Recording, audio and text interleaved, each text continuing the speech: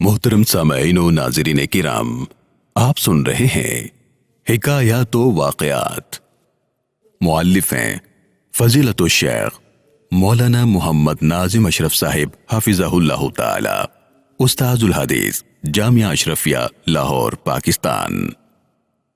حفظ قرآن کی خوشی۔ سلطان محمود بیگرہ ایک عالی دماغ حکمران تھا۔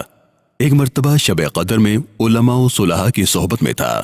تمام علماء کوئی نہ کوئی دین کی بات بیان کر رہے تھے۔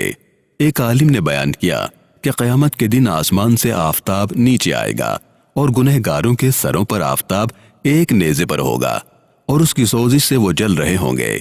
اگر ان میں کوئی حافظ قرآن ہوگا تو اس کے اسلاف کی 7 پشتیں رب غفور کے نور رحمت کے سائے میں ہوں گی اور آفتاب کی گرمی کا اثر ان پر نہ ہوگا، کیونکہ کلام ربانی حافظ قرآن کے سینے میں محفوظ رہے گا۔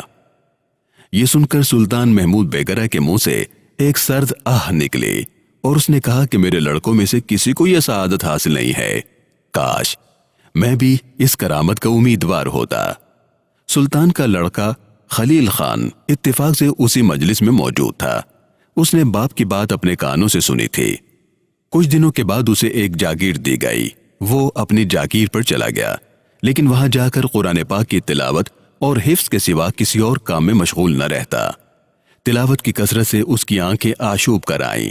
اس کے مقربین نے کہا کہ کلام پاک میں ہے کہ لا یکلف اللہ نفسا الا وسعها، اس لیے آپ تلاوت اور شب بیداری کم کر دیں اور آرام کریں تاکہ آپ کی آنکھوں کی سرخی جاتی رہے۔ خلیل خان نے کہا کہ اگر میری آنکھوں کی سرخی تلاوت قرآن اور شب بیداری سے ہے تو یہ سرخی دنیا اور آخرت میں سرخرو کرے گی۔ اسی محنت اور اہتمام سے اس نے 1 سال میں مکمل کلام پاک حفظ کر لیا۔ رمضان المبارک میں باپ کی خدمت میں حاضر ہوا اور عرض کیا کہ حکم ہو تو تراویح میں ختم قرآن کروں۔ سلطان محمود یہ سن کر بے حد مسرور ہوا، بیٹے کو گلے لگایا اور اس کے سر اور آنکھوں کا بوسہ لیا۔ بیٹے نے رمضان المبارک میں کلام پاک تراویح میں سنایا۔ باپ نے کہا کہ خلیل خان کا شکریہ کس طرح ادا کروں کہ اس نے اپنے اسلاف کو قیامت کے دن آفتاب کی حدت سے نجات دلا دی۔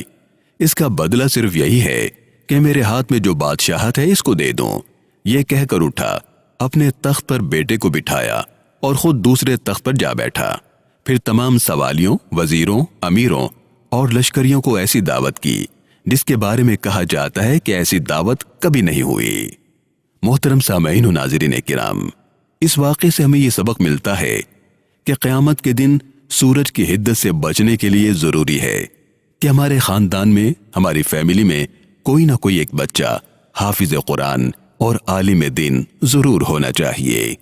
اللہ رب العالمین ہمیں اس کی توفیق عطا فرمائے۔ والسلام علیکم ورحمۃ اللہ تعالی وبرکاتہ۔